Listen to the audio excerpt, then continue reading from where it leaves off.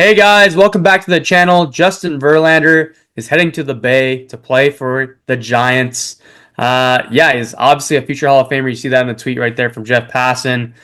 Interesting move on the Giants front. We'll get into it in a second. What was your first initial reaction, Blake, to Verlander going to the Giants? Yeah, it's an interesting fit. Obviously, they lost Blake Snell, and obviously they brought in Robbie Ray to kind of hold down the fort there last year in a trade with Seattle. So, like you mentioned at the top, future Hall of Famer.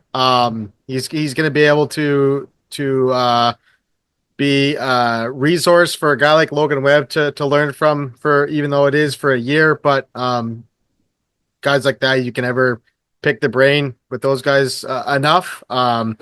It's I was surprised he went to the Giants. I thought he might have signed with a little bit like of a more World Series contender. No disrespect to the Giants. I think it's a solid team, but maybe somewhere like the Phillies or something.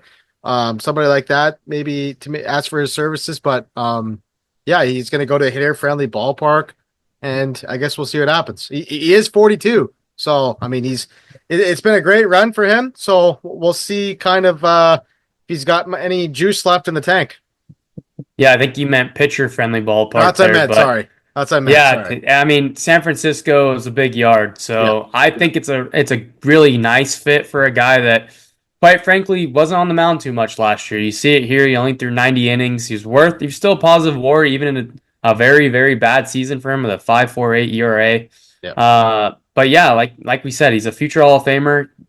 Does it scare me that he's going to be 42 and when opening day comes? Yeah, it does. I mean. And the Giants, quite frankly, they just don't have that much depth, starting pitching depth right now. So you would think there's a couple more moves on the horizon here.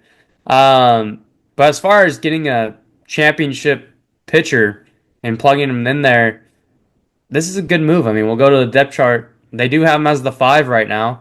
Kyle Harrison gets to learn. Yep. Keaton wins out for the season, most likely. So, he can learn off Verlander.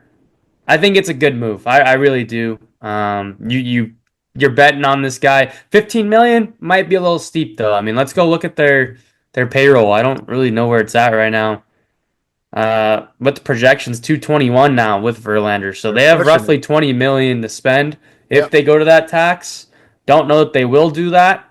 Um, Obviously there are guys that maybe could be moved. Maybe it's a Mike Yastrzemski. You free up a 9 million and you use it elsewhere. A guy that might fit for this team that I also think could be a bounce back candidate would be Marcus Stroman, who's getting shot by the Yankees right now. You get Stroman, you plug him into that rotation. You have Verlander, Stroman, Webb, Ray. That's a good 4. Jordan Put Hicks Hicks can back in the maybe pen. exactly back to the pen. Yep. I think that's somebody to potentially keep an eye on is Marcus Stroman. The Yankees will probably eat some money, and that's another guy that could really benefit from heading to San Francisco. Yeah, I wouldn't really put too much like stock into Verlander's year last year. Like, I mean, you go look at his career numbers. It's pretty disgusting. Like, he won the Cy Young in 2022, ERA title at 39. So like he's a gamer. Like, he's gonna take the ball every fifth day. Obviously, he's had a little bit of some elbow problems, right? So like you hope that he can stay fully healthy this year because I mean when he's on the mound, he's nasty. I mean he's no hit my team twice. So yeah, he's fun to watch, and yeah, it's a good signing. I agree. Yeah, well, that's gonna do it for this one.